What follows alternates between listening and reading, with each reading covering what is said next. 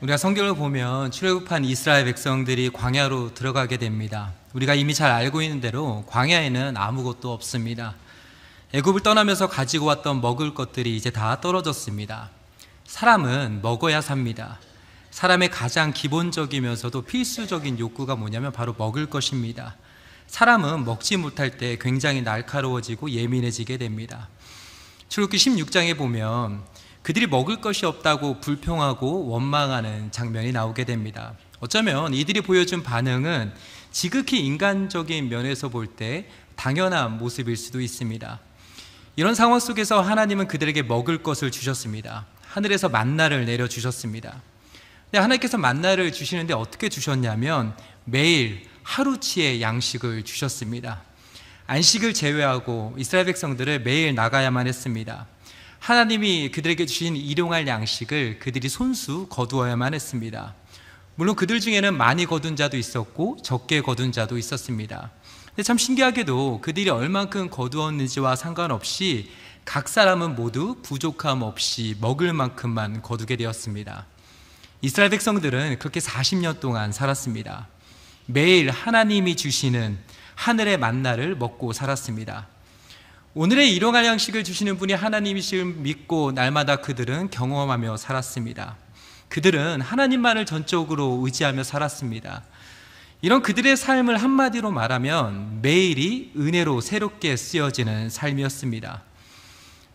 오늘 우리가 함께 읽은 시편 115편 말씀도 우리에게 말씀하고 있습니다. 9절 상반절을 보면 이렇게 말씀합니다. 이스라엘아 여호와를 의지하라. 10절 상반절에도 이렇게 말씀합니다. 아론의 집이여 여호와를 의지하라. 그 다음 11절 상반절에도 다시 한번 이렇게 말씀합니다. 여호와를 경외하는 자들아 너희는 여호와를 의지하여라. 영어 성경에는 이 의지하라라는 표현을 trust라는 단어로 번역하고 있습니다. 하나님을 신뢰하라는 것입니다. 신뢰라는 단어를 국어 사전에 보니까 굳게 믿고 의지함이라고 설명하고 있습니다. 우리가 누군가를 의지한다고 말할 때 여기에는 그 사람에 대한 전적인 신뢰가 담겨 있습니다. 유치원 아이들이 소풍을 갔습니다. 선생님이 아이들에게 선생님만 잘 보고 따라오라고 말합니다. 아이들이 선생님을 보고 잘 따라갑니다. 선생님이 자기들을 어디로 데려가는지 아이들은 의심하지 않습니다. 그저 선생님만 보고 잘 따라갑니다. 아이들이 그렇게 할 수 있는 이유는 선생님에 대한 전폭적인 신뢰가 있기 때문입니다. 그래서 그들은 선생님을 따라가는 것입니다. 이것은 하나님과 우리 사이의 관계에 있어서도 마찬가지입니다.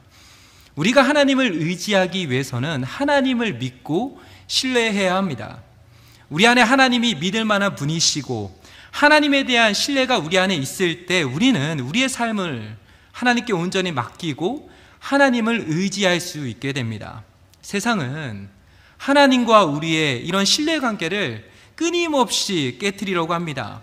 지금 내가 처한 현실과 또 경험을 근거로 하나님을 오해하게 만들어버립니다.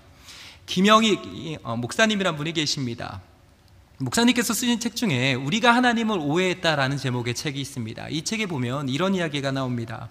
하나님을 믿는 사람이라면 그분이 선하시다는 명제에 누구나 동의한다. 하지만 하나님의 선하심을 성경이 가르치는 대로 인격적으로 경험적으로 아는 사람은 적다.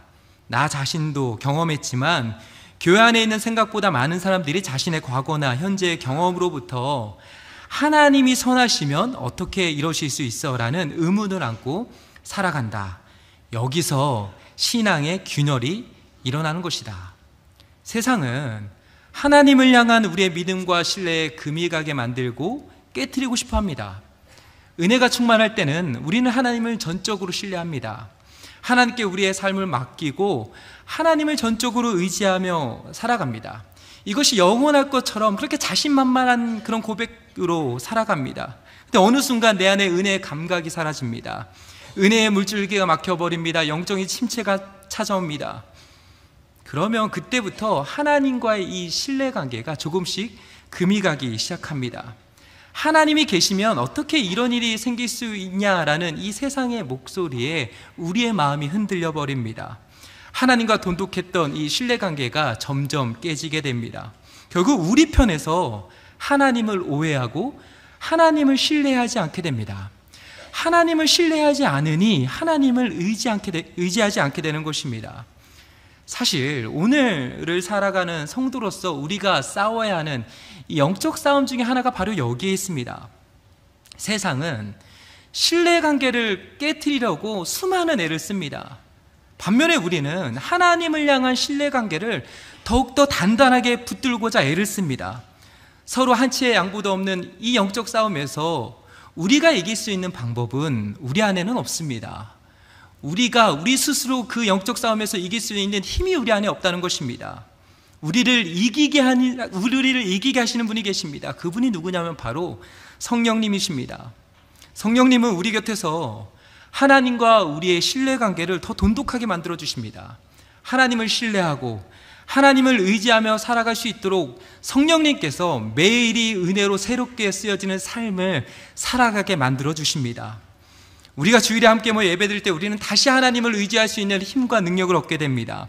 성도들이 모여 함께 하나님을 찬양하며 예배하는 이 시간을 통해 우리는 하나님의 살아계심과 하나님의 위대하심을 보고 듣고 경험하게 됩니다. 오늘의 일용할 양식을 주시고 오늘의 흡족한 은혜를 주시는 하나님을 다시 바라보고 의지할 수 있게 됩니다. 그래서 예배의 자리에 나오게 되는 것은 너무나도 중요한 것입니다. 저는 소망합니다. 오늘 이 예배 자리를 통해 우리를 찾아오시고 만나주시고 말씀해 주시는 하나님을 저 여러분 모두가 경험하시게 되길 주님의 이름으로 축복합니다. 그래서 어떤 상황과 환경 속에서도 하나님이 부르신 우리의 삶의 자리에서 하나님만을 전적으로 신뢰하고 하나님만을 전적으로 의지하는 저 여러분 모두가 되시길 주님의 이름으로 축복합니다. 이처럼 오늘 시편 말씀은 오늘을 살아가는 성도인 우리를 향해 하나님을 의지하라고 말씀하고 있습니다. 그러면서 하나님을 의지해야 하는 이유에 대해 오늘 성경 우리에게 말씀하고 있습니다. 저는 오늘 이 말씀을 근거로 하나님을 우리가 왜 의지해야 되는지 크게 세 가지로 정리해서 함께 살펴보길 원합니다. 먼저 첫 번째는 하나님은 지금도 살아계시고 하나님의 인자하심과 성실하심으로 일하고 계신다는 것입니다. 오늘 본문 1절에 이렇게 말씀합니다. 여호와여 영광을 우리에게 돌리지 마옵소서. 우리에게 돌리지 마옵소서. 오직 주는 인자하시고 진실하심으로 주의 이름에만 영광을 돌리소서. 유진 피터슨 목사님이 쓰신 메시지 성경에 보니까 이 구절을 이렇게 표현하고 있습니다. 하나님, 우리를 위해서가 아니라 주님의 이름을 위해 주님의 영광 드러내소서. 주님의 자비로우신 사랑을 위해 그리하소서. 주님의 성실하심으로 인하여 그렇게 하소서. 지금 시편 기자는 하나님 앞에서 사람의 영광이 얼마나 부질없고 헛된 것인지를 인정하며 고백하고 있습니다. 그러면서 하나님께 간절히 요청하며 기도하고 있습니다. 주님의 이름을 위해, 주님의 영광을 위해 하나님께서 친히 일해달라고 지금 시편 기자가 기도하고 있습니다.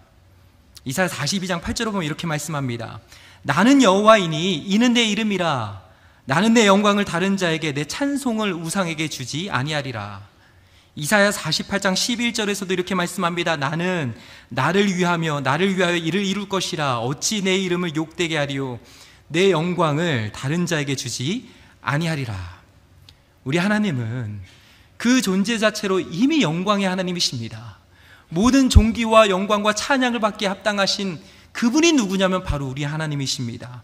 하나님은 하나님이 행하시는 모든 일들을 통하여 하나님의 이름과 영광을 나타내셨습니다. 하나님의 창조와 구원의 역사 속에 하나님께서는 친히 하나님의 이름과 영광을 드러내 주셨습니다. 하나님은 자신에게 속한 그 영광을 세상 그 어느 누구에게도 그 어떤 우상에게도 결코 나누어 주길 원하지 않으셨습니다. 근데 오늘 1절에서 그렇게 하나님의 영광을 구하였던 이 시편 기자가 2절에서 이렇게 말씀합니다. 어찌하여 문 나라가 그들의 하나님이 이제 어디 있느냐 말하게 하리이까. 지금 이게 무슨 말이냐면 하나님을 믿지 않은 이방 민족들이 하나님의 백성들을 향해 조롱하고 있다는 것입니다. 어떻게 조롱하고 있었냐면 너희들이 믿는 하나님이 지금 도대체 어디 계시냐 이렇게 조롱하고 있는 것입니다. 이것은 마치 어느 자녀가 너무 아프고 고통스러워합니다. 그랬더니 지나가는 어떤 사람이 이렇게 말합니다. 저렇게 자녀가 아프고 고통스러워하는데 지금 저 자녀의 부모는 도대체 지금 어디 있는 거야? 라면서 말하는 것과 똑같이 이방 민족들이 하나님의 백성들을 향해 하나님을 조롱하고 있는 것입니다. 사실 이러한 세상의 분위기는 그 당시나 오늘이나 별반 다르지 않습니다. 세상은 하나님의 살아계심을 무너뜨리고자 수없이도 많은 방법들을 사용하고 있습니다. 유명한 사람들의 이야기를 통해, 현대 과학의 이론들을 통해 하나님이 살아계시지 않는 것을 증명하고자 애를 쓰고 있습니다. 특히 교회와 성도들이 고난을 겪을 때마다 이러한 이야기는 굉장히 신빙성이 있게 들려집니다. 사실 불난집에 부채질하는 것처럼 우리가 고난을 겪을 때 그 고난을 견디고 버텨내고 이겨내는 것조차 참 힘에 겨운데, 세상은 우리에게 이렇게 말합니다. 하나님을 그렇게 잘 믿었는데, 하나님을 잘 믿는 하나님의 백성이라고 말하면서 지금 네가 믿는 하나님은 도대체 어디 계시냐, 이런 이야기를 들을 때마다 우리의 속이 완전히 뒤집어집니다. 답답하게 됩니다. 하나님, 진짜 하나님이 어디 계시지요? 하나님은 살아계신데, 그렇게 믿고 왔는데, 하나님은 선하시다고 그렇게 믿고 왔는데 하나님은 도대체 어디 계십니까? 이런 질문이 우리에게도 드는 것입니다. 이런 상황 속에서 오늘 말씀은 2절로 끝나지 않습니다. 2절에서 3절로 넘어갑니다. 3절은 이렇게 말씀합니다.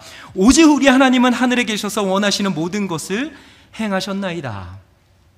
광야에서 날마다 하늘의 만나를 먹고 살았던 이스라엘 백성들은 매일 하나님을 바라봤습니다. 땅만 보면, 그들의 현실만 보면 답이 없었습니다. 소망이 없었습니다. 근데 하늘을 보니 하늘에서 하나님께서 절대 주권 속에 하나님의 섭리 가운데 그들을 위해서 하늘의 만나를 내려주셨습니다. 그래서 그들은 경험했습니다. 하나님은 살아계시는구나. 하나님의 절대 주권과 섭리 속에서 하나님이 우리에게 하늘의 만나를 먹이시고 입히시고 돌보시는구나, 그들은 경험했던 것입니다. 이것은 오늘날 저와 여러분도 마찬가지입니다. 예수님을 믿는 우리는 땅만 보며 사는 사람들이 아닙니다. 우리는 하늘에 속한 자들입니다. 하나님의 자녀의 우리는 하나님의 절대 주권과 섭리를 믿고 사는 사람들입니다. 세상은 여전히 우리를 향해 하나님이 어디 있냐고 물어봅니다. 그럴 때 우리의 대답은 무엇입니까? 하나님은 지금도 여전히 살아계시다는 것입니다. 하나님의 절대 주권과 섭리 속에 이 땅을 다스리고 계시는 그 하나님이 나의 하나님이라고 우리는 고백해야만 하는 것입니다. 우리의 창조주요 구원자 되신 하나님은 지금도 살아서 역사하십니다. 하나님의 신실하심과 성실하심으로 하나님의 뜻과 계획을 지금도 이루고 계십니다. 이처럼 하나님의 살아계심과 신실하심은 분명한 사실입니다. 그러나 여전히 세상은 하나님을 인정하지 않습니다. 오히려 그들만의 우상을 만들어 신은 여기 있다고 말합니다. 물론 애초부터 이방 우상들과 하나님을 비교한다는 것 자체가 말이 되지 않습니다.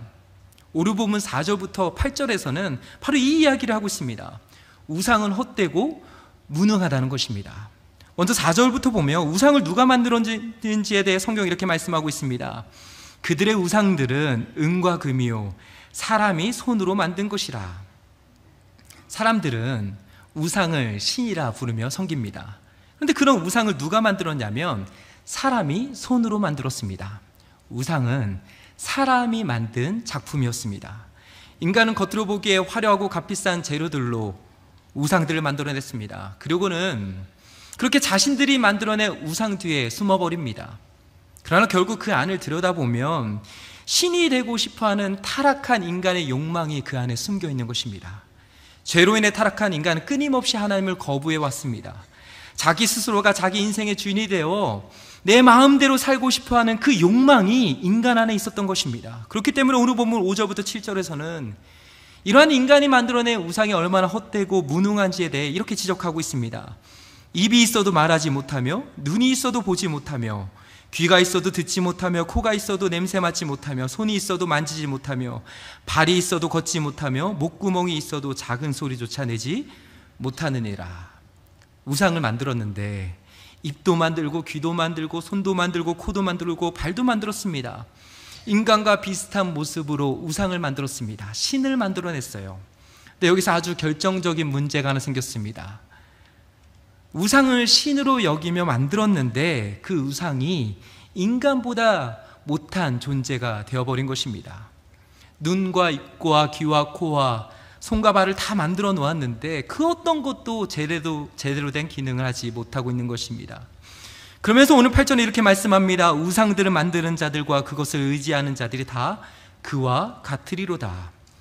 새번역 성경은 이 구절을 이렇게 번역하고 있습니다. 우상을 만드는 사람이나 우상을 의지하는 사람은 모두 우상과 같이 되고 만다.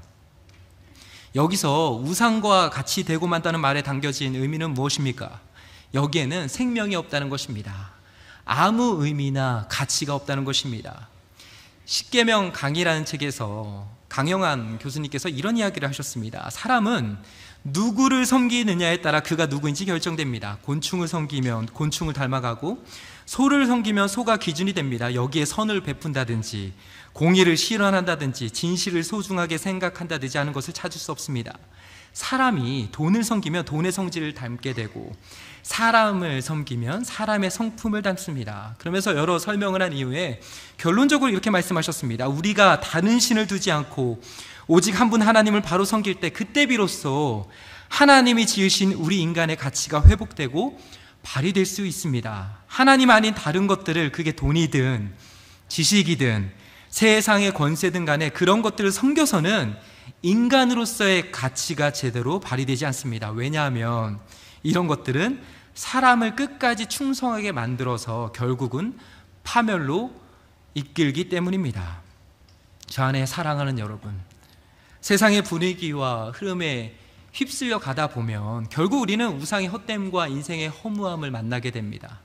그러나 우리의 창조주 구원자 되시는 하나님을 만나게 되면 그 하나님 안에서 우리는 우리의 삶의 이유와 소망을 발견할 수 있게 됩니다. 우리가 하나님을 만나야지만 그 안에서 우리의 인생의 가치와 의미를 발견할 수 있게 되는 것입니다.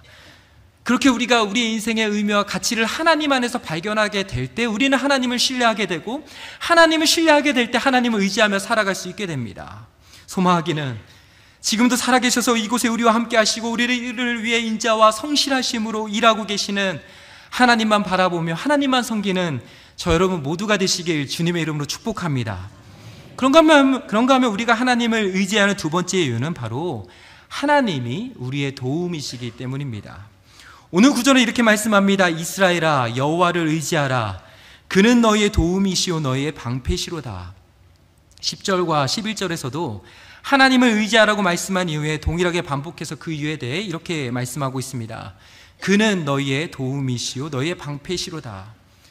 어떤 신학자는 이 구절에 대해 예배 때 사용했던 구호처럼 고백하며 선포했을 것이라고 설명하면서 한 그룹이 이스라엘아 여호와를 의지하라 이렇게 말하면 다른 한 그룹이 화답해서 그는 너희의 도움이시오 너희의 방패시로다 이렇게 예배 때 사용했던 문구였을 것이다 라고 이렇게 설명하고 있습니다. 제가 이 설명을 읽으면서 나도 이렇게 했으면 좋겠다, 나도 이렇게 해야겠다는 생각을 하게 되었습니다. 여기에 제 이름을 넣는 것입니다. 또 우리 자녀들의 이름을 넣고 이렇게 선포하는 것입니다. 민용아 여호와를 의지하라.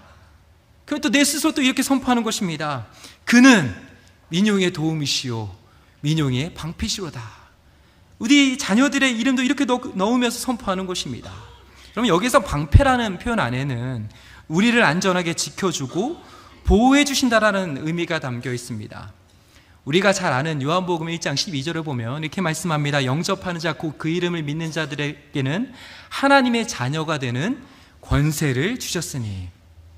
성경은 우리가 하나님의 자녀가 될 가능성이 있다고 말씀하지 않으십니다.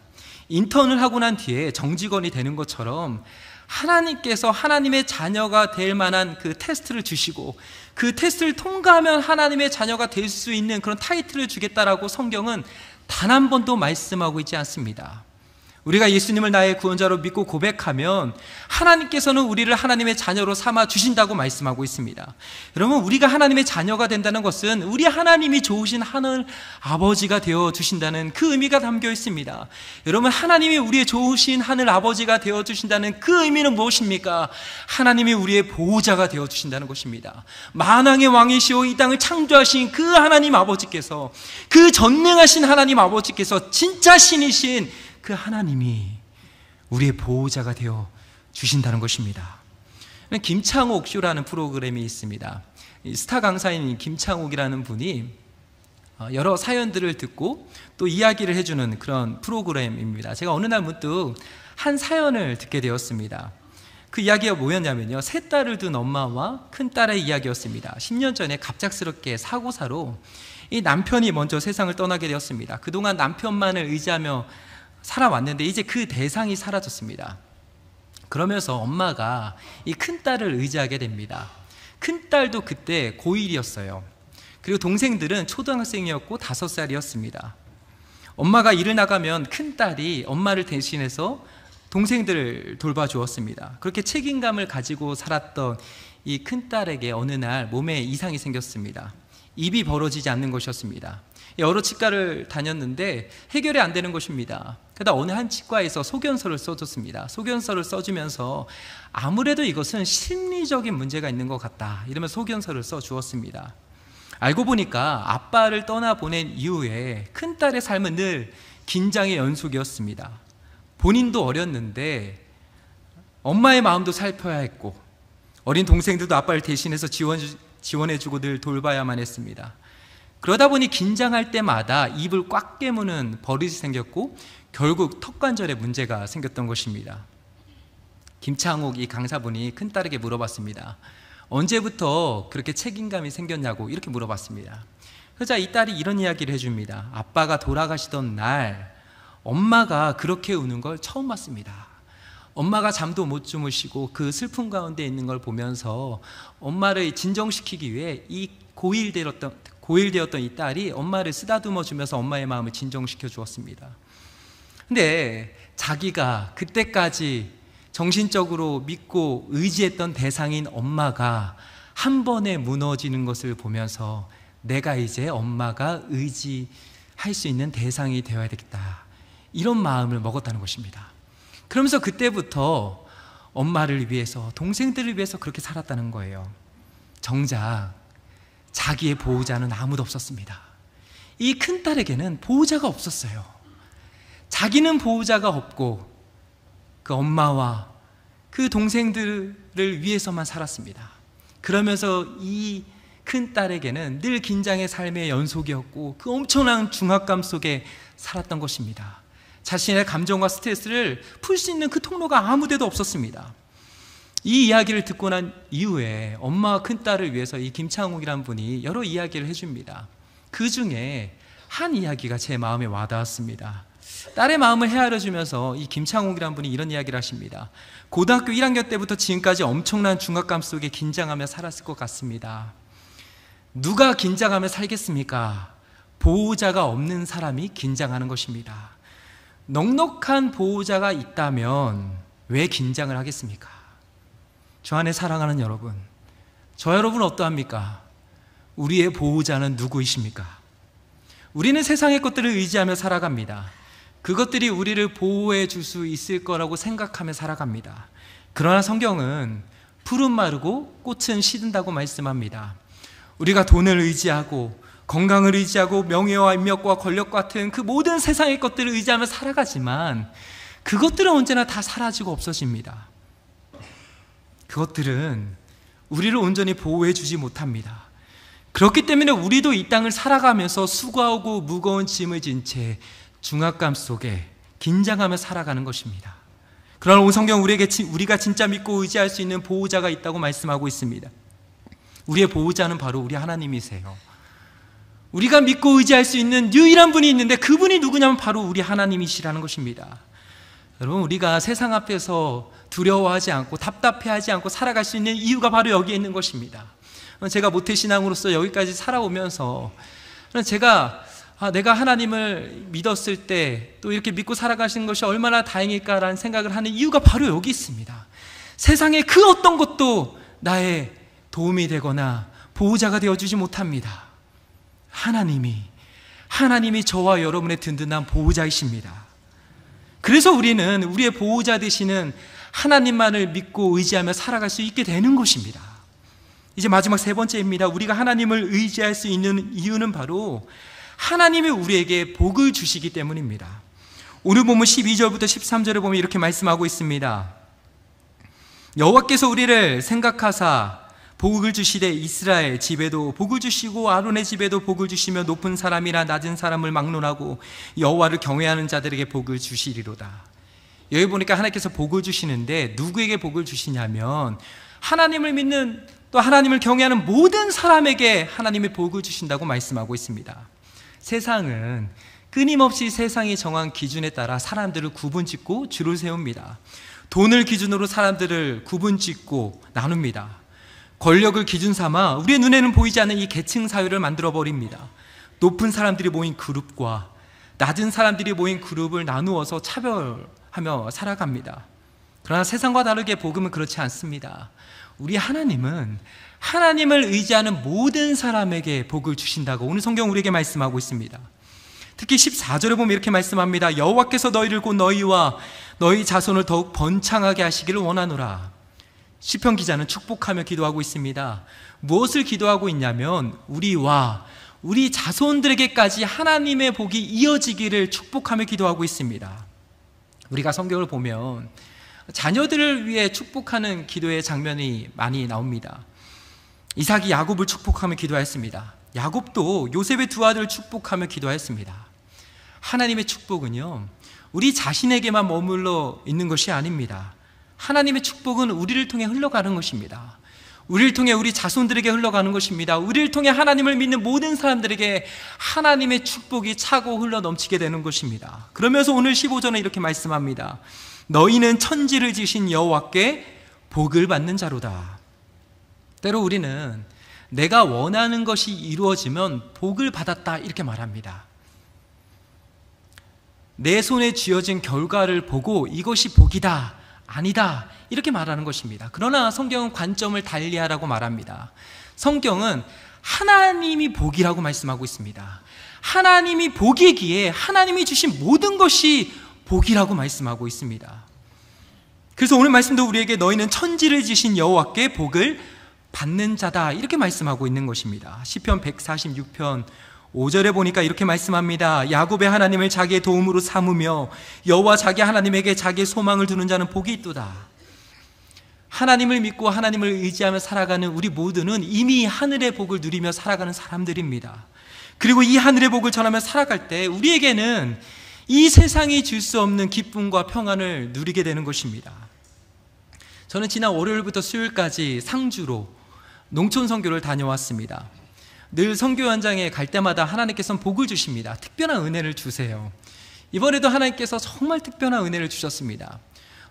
효자롭게 목사님께서 저에게 부탁하셨습니다. 이번에 목사님 저희가 가서 뭘 해드리면 될까요? 이렇게 물어봤더니 목사님 오셔서 복음을 전해주세요 이렇게 말했습니다. 제가 목사님께 이렇게 말씀드렸습니다. 목사님 그거 말고 또 뭐 하면 될까요? 목사님 오셔서 복음 전해주시면 됩니다. 제가 우리 대원분들과 함께 기도하며 이제 준비했습니다. 그리고 또 커트도 잘라드리고 또 염색도 해드리고 또 마사지도 해드리고 여러 가지 많은 도구들을 가지고 갔어요. 그리고 첫째 날부터 저희가 계속 축구전도 다니고 계속 복음을 전했습니다. 그 다음날 아침, 둘째 날에도 아침부터 저녁 늦게까지 복음을 전했어요. 커트를 자르면서도 예수님의 이야기를 전했습니다. 또 마사지를 해주면서도 예수님의 이야기를 전했습니다. 그러니까 그곳에 모였던 어르신들이 이렇게 얘기를 하시더라고요. 아니 이번에 온 팀은 왜 이렇게 예수님의 이야기를 많이 하는 거냐고 이렇게 얘기를 하시는 겁니다. 그런데요 끝나고 우리 팀원들과 같이 이야기를 나누는데 우리 팀원분들이 이런 이야기를 하시더라고요. 목사님 제가 구원의 복을 받은 것도 너무 좋았는데 이 구원의 복을 전할 수 있는 자리에 있는 것이 얼마나 감격스러운지 모릅니다. 또 어떤 분들이 이런 얘기를 하셨어요.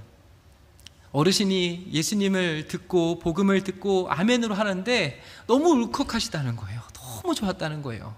제가 우리 권사님 한 분에게 이렇게 물어봤습니다. 권사님 안 힘드세요? 너무 힘들지 않으세요? 그랬더니 권사님이 이런 이야기를 하시더라고요.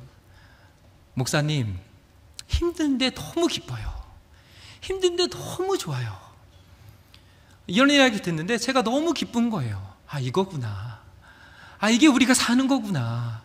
아, 이것이 정말 하나님이 우리에게 주신 하늘의 기쁨을 누리며 살아가는 거구나 이런 생각을 하게 되었습니다. 특히 이 상주 효자로교회 목사님께서 또 사모님께서 사역을 하시면서 또 있었던 이야기들을 저에게 또 간증으로 또 들려주셨습니다. 목사님이 정말 자식같이 예뻐해 주셨던 그 권사님이 계셨대요. 정말 목사님 이렇게 맨날 이렇게 볼을 쓰다듬어 주시면서 너무 예뻐해 주셨던 분이 계셨답니다. 근데 교회를 잘 다니셨다가 이제 몸이 안 좋아지셔가지고 병원에 입원하시게 됐습니다.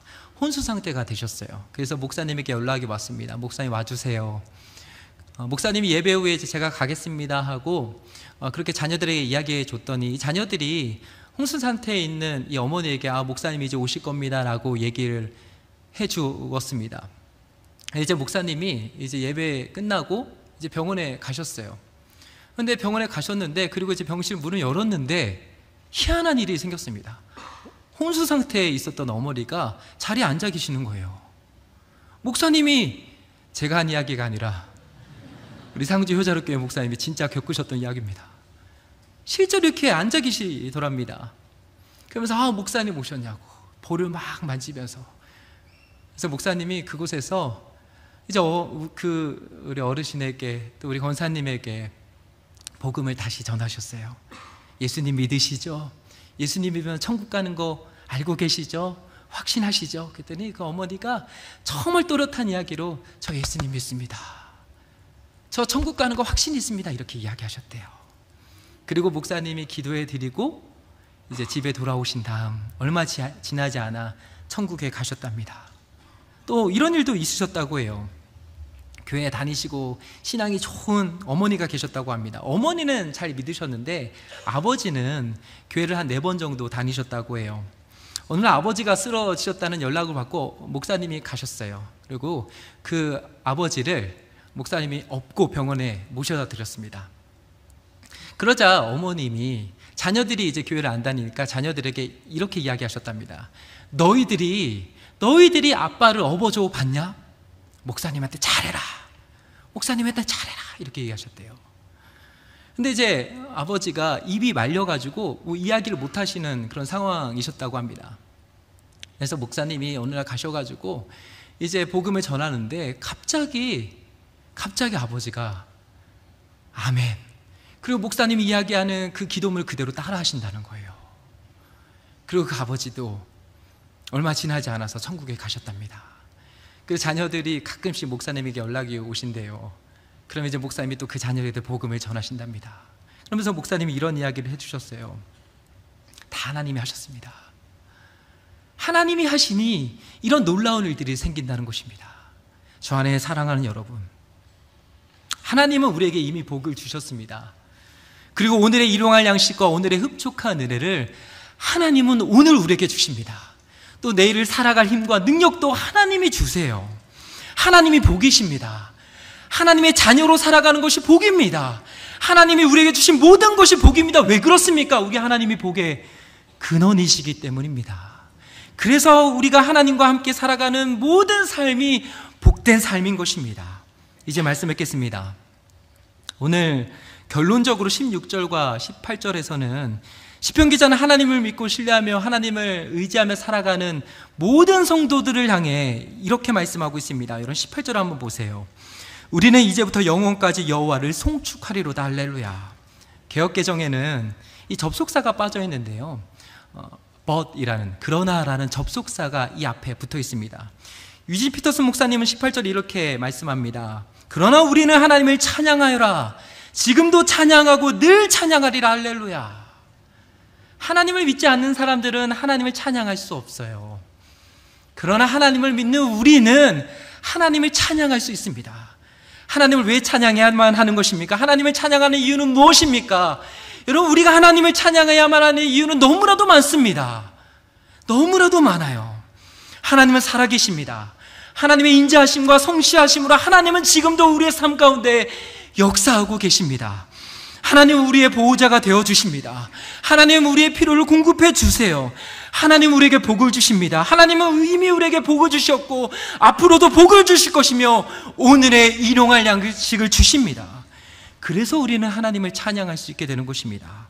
소망하기는 하나님이 부르신 그 삶의 자리에서 하나님을 전적으로 의지하며 살아가는 저 여러분 모두가 날마다 하나님을 찬양하는 그 복된 삶을 살아가게 되시길 주님의 이름으로 축복합니다. 그럼 제가 이제 찬양을 좀 하고 싶은데요, 찬양 제목 송축해 내용원입니다. 여러분 다 아시죠? 이 찬양 원래 가사, 원래 제목이 뭔지 아세요? 10,000 reason이에요. 영어로는 10,000 reason이에요. 만 가지 은혜, 만 가지 이유가 있다는 거예요. 우리가 하나님을 송축할 수 있는 만 가지 이유가 있다는 것입니다. 우리가 이 찬양 할 텐데요, 이 찬양 가사, 이전에 없었던 노래로 나 주님을 경배해, 해가 뜨는 새아침 밝았네, 이제 다시 주님을 찬양. 무슨 일이나 어떤 일이 내게 놓여도 저녁에 올 때는 우리는 또 어떻게 하는 거예요? 저녁에 올 때 주님을 노래하는 것입니다. 왜 그렇습니까? 왜 그렇습니까? 하나님은 살아계시기 때문이에요. 그 살아계신 하나님께서 하나님의 인자하심과 그 성실하심으로 지금도 역사하고 있기 때문입니다. 여러분, 세상은 끊임없이 우리에게 이렇게 말합니다. 하나님이 어디 있어? 하나님이 계시면 이런 일이 생길 수 있어라고 말합니다. 그럴 때마다 우리는 단호하게 이렇게 말해야 됩니다. 하나님이 살아계신다는 거예요. 그리고 우리 이렇게 고백하는 것입니다. 곧 그날의 나의 힘 다하고 나의 삶의 여정 마치는 그때까지 끝없는 찬양을 드리는 거예요. 송축해내요. 우리 이 찬양을 같이 한번 힘있게 고백했으면 좋겠습니다. 송축해 내 영혼, 내 영혼아, 송축해 내 영혼, 송축해 내 영혼, 내 영혼아, 거룩하신 이름. 이전에 없었던, 이전에 없었던 노래로 나 주님을 다시 한번 고백할까요? 송축해 내 영혼아, 송축해 내 영혼, 내 영혼아, 거룩하신 이름. 이전에 없었던 노래로 나 주님을 경배해. 해가 뜨는 새아침 밝았네, 해가 뜨는 새아침 밝았네. 그때 우리는 뭐 해야 됩니까? 이제 다시 주님 찬양. 무슨 일이나 어떤 일이 내게 놓여도 저녁이 올 때 나는 너. 그래서 우리 이렇게 고백했으면 좋겠습니다. 송축해, 송축해 내 영혼, 내 영혼아, 거룩하신 이름. 이전에 없었던, 이전에 없었던 노래로